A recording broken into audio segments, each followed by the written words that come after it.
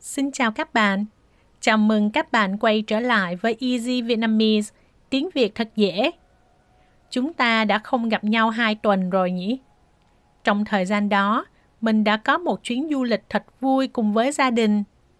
Bạn có thích đi du lịch không? Khi đi du lịch, bạn thường chọn đi tự túc hay đi theo tour? Hôm nay, mình muốn chia sẻ với các bạn về một chủ đề rất quen thuộc, nhưng cũng rất thú vị. Đó là du lịch tự túc và du lịch theo tour, hay còn gọi là du lịch theo đoàn. Du lịch tự túc, hay còn gọi là du lịch tự do, có nghĩa là bạn sẽ tự lên kế hoạch cho chuyến đi của mình. Bạn sẽ tự đặt vé máy bay, tự đặt khách sạn, tự tìm quán ăn và tự quyết định lịch trình. Nghe có vẻ rất tự do đúng không? Ngược lại, du lịch theo tour hay du lịch theo đoàn nghĩa là bạn tham gia một chuyến đi đã được tổ chức sẵn bởi một công ty du lịch. Trong chuyến đi này, thường sẽ có một hướng dẫn viên đi cùng để hỗ trợ và hướng dẫn cho bạn. Chuyến đi vừa rồi của mình là đi theo đoàn.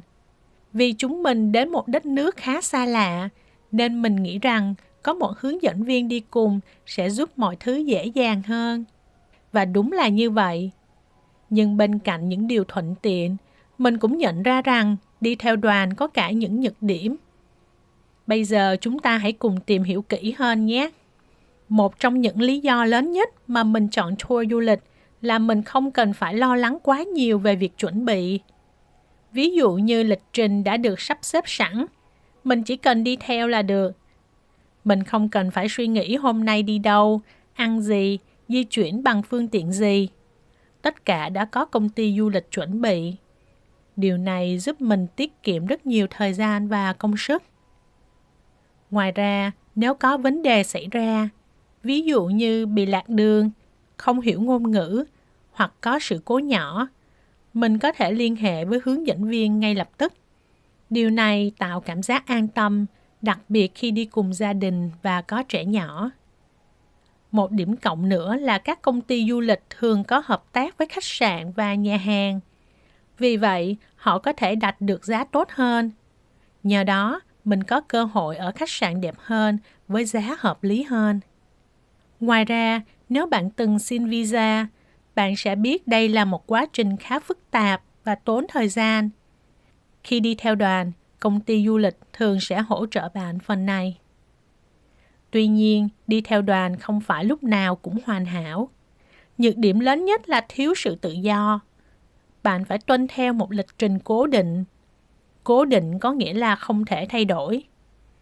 Ví dụ, bạn đang rất thích một nơi nào đó, bạn muốn ở lại lâu hơn một chút, nhưng bạn không thể, vì cả đoàn phải di chuyển sang một địa điểm tiếp theo. Ngược lại, có những nơi bạn không thấy thú vị lắm, nhưng bạn vẫn phải đi, vì đó là một phần của chương trình.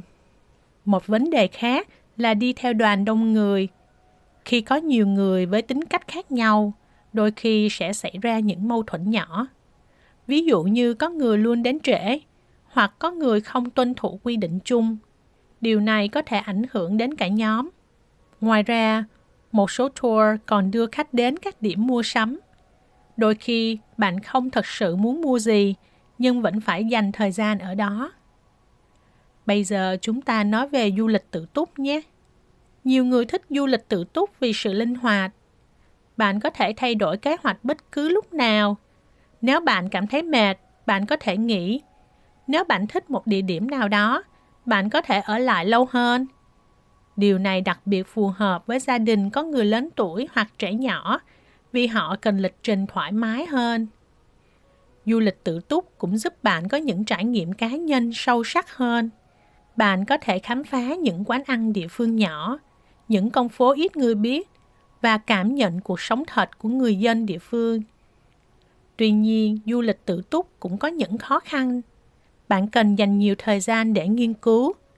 Bạn phải tìm hiểu về địa điểm, văn hóa, phương tiện di chuyển và cả những điều cần tránh. Nếu bạn không có kinh nghiệm, bạn có thể gặp rủi ro, ví dụ như đặt khách sạn không tốt, bị lừa đảo hoặc chi tiêu nhiều hơn dự định. Ngoài ra, khi có vấn đề xảy ra, bạn phải tự giải quyết. Điều này đôi khi khá căng thẳng, đặc biệt khi bạn không biết ngôn ngữ địa phương. Sau chuyến đi vừa rồi, mình nhận ra rằng không có kiểu du lịch nào là tốt nhất. Mỗi kiểu đều có ưu điểm và nhược điểm riêng. Nếu bạn muốn một chuyến đi thoải mái, ít phải suy nghĩ, thì du lịch theo tour là một sự lựa chọn rất hợp lý. Nhưng nếu bạn thích khám phá, thích tự do và không ngại thử thách, thì du lịch tự túc sẽ mang lại cho bạn nhiều trải nghiệm đáng nhớ hơn. Còn bạn thì sao? Bạn thích kiểu du lịch nào hơn? Hy vọng qua tập podcast hôm nay, bạn không chỉ học thêm một số từ vựng tiếng Việt mà còn có thêm ý tưởng cho chuyến đi tiếp theo của mình. Cảm ơn các bạn đã lắng nghe. Hẹn gặp lại các bạn trong tập tiếp theo của Easy Vietnamese, tiếng Việt thật dễ.